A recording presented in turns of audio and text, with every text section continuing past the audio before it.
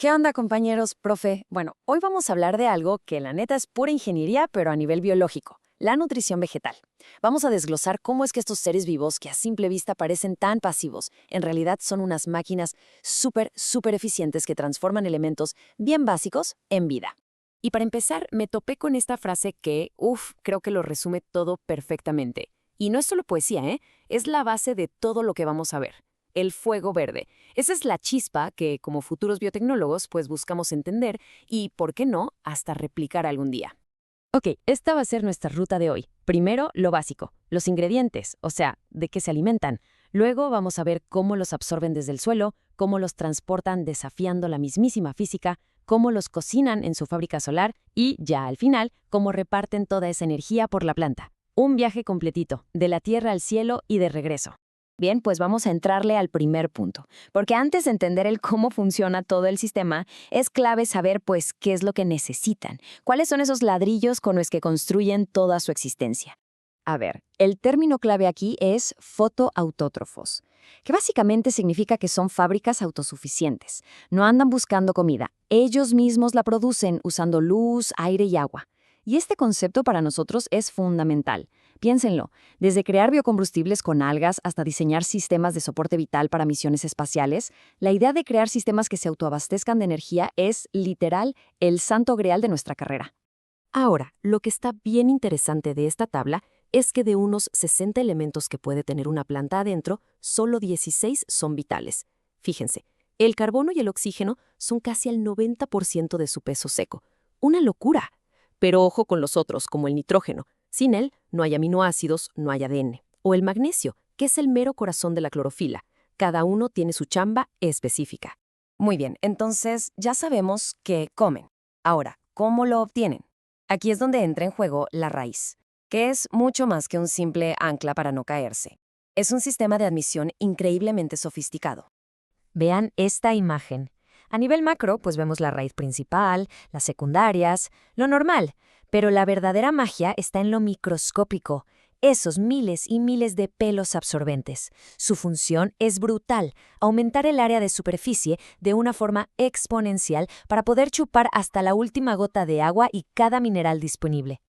Ahora hagamos un zoom. Aquí, a nivel celular, es donde empieza el verdadero proceso de selección. En esta imagen podemos seguir el caminito del agua y los minerales desde la epidermis, atravesando la corteza, hasta que llegan al cilindro vascular, donde ya está el xilema esperando. Para llegar hasta el xilema, el agua tiene, digamos, dos carriles. La vía apoplástica es como una autopista, va por fuera de las células, es más rápida, pero también es menos selectiva. Y la vía simplástica es como ir por las calles de un pueblito, de célula en célula, más lento, pero con muchísimo más control. Y aquí está el punto de control, el guardia de seguridad de la raíz, la banda de Caspari. Esa estructura obliga a que todo, absolutamente todo lo que quiera entrar al sistema vascular, incluso lo que venía por la autopista apoplástica, tenga que pasar a través de la membrana de una célula. Esto le da a la planta el control total sobre qué minerales entran y cuáles no. Pura biofiltración selectiva. Así, naturalita. Ok, ya logramos meter el agua y los minerales, o sea, la savia bruta, dentro del xilema. Pero ahora viene el siguiente reto, que no es cualquier cosa. ¿Cómo subimos todo eso hasta las hojas, que pueden estar a decenas de metros de altura? A ver, pensemos en esto un segundo. Una secuoya, 100 metros de altura. 100 metros. ¿Y no tiene una bomba? ¿No tiene un corazón que impulse todo ese líquido? Esto es un problema de ingeniería increíble que las plantas resolvieron hace millones de años. Y esta imagen nos da una idea perfecta de la escala del problema. Vean nomás el tamaño de la persona comparado con el árbol. Es simplemente impresionante pensar que un sistema pasivo, sin gasto de energía aparente, pueda mover agua hasta la cima de eso. Bueno, pues la respuesta a ese problema la encontramos en la teoría de la cuestión-tensión. Este es el modelo más aceptado y, en resumen, se basa en dos cosas clave. La transpiración desde las hojas, que genera una especie de tensión o succión, y las propias propiedades químicas del agua. Aquí lo vemos en acción. Miren, la cohesión, que es la tendencia del agua a pegarse consigo misma por los puentes de hidrógeno, crea una especie de cadena. Luego, la adhesión hace que esa cadena se pegue a las paredes del xilema. Entonces, cuando una molécula de agua se evapora allá arriba en la hoja, jala a la que sigue y esa a la siguiente, y así, toda la columna de agua sube como si fuera una sola cuerda. Es un mecanismo de succión pasivo y súper eficiente. Bien, el agua ya completó su increíble viaje contra la gravedad y por fin llega a su destino, las hojas. Y es justo aquí donde se encuentra la fábrica, el centro de producción de la planta, que funciona, claro está, con energía solar. Y esta es la reacción que lo cambia todo. En esencia, aquí vemos cómo entran los ingredientes a la fábrica. Dióxido de carbono del aire, el agua que subió desde la raíz y, obvio, la energía del sol. La hoja los combina para producir su alimento, que es la glucosa, y de paso libera oxígeno como un subproducto que, pues, resulta vital para nosotros. Este proceso tan elegante es el que sustenta prácticamente toda la vida en el planeta. El escenario de toda esta reacción es el cloroplasto. Fíjense en su estructura. Tiene estas como pilas de discos llamadas tilacoides, que juntas forman las granas. Es justo ahí, en las membranas de esos tilacoides, donde ocurre la primera fase de todo el proceso. La fotosíntesis se divide como en dos actos. Primero, la fase lumínica, donde la luz del sol rompe el agua, libera oxígeno y genera energía en forma de ATP y NADP. Luego, en el estroma, viene el ciclo de Calvin.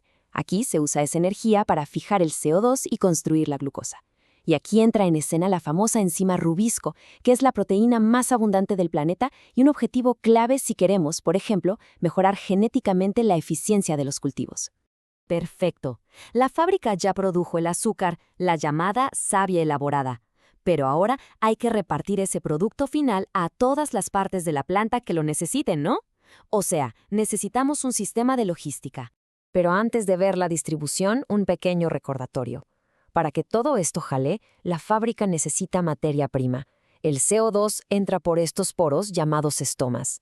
El detalle es que al abrirse para que entre el CO2, inevitablemente se escapa agua. Es un equilibrio súper delicado y vital para la planta. El sistema de reparto es el floema y se explica con la hipótesis del flujo a presión. La verdad es súper ingenioso.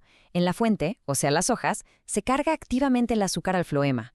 Esto provoca que el agua entre por osmosis desde el xilema, que está al ladito, y esto genera una presión altísima. Esta presión, pues, empuja toda la mezcla hacia los sumideros, como las raíces o los frutos, donde la presión es baja porque ahí se está descargando y usando el azúcar. Un sistema de presión hidrostática perfecto.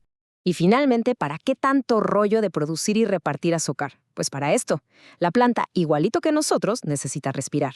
En sus mitocondrias, quema esa glucosa con oxígeno para obtener ATP, que es la moneda energética universal para todas sus funciones. Para crecer, para repararse, para reproducirse, el ciclo completo. Y para cerrar, les dejo esta pregunta para reflexionar. Hemos visto sistemas de una eficiencia y una elegancia increíbles, perfeccionados por millones de años de evolución. Como futuros ingenieros en biotecnología, ¿qué nos toca hacer? ¿Simplemente aprender de ellos y copiarlos? ¿O de verdad creemos que podemos mejorarlos? O quizá nuestro rol más importante es entenderlos a fondo para poder protegerlos. Ahí se las dejo. Gracias.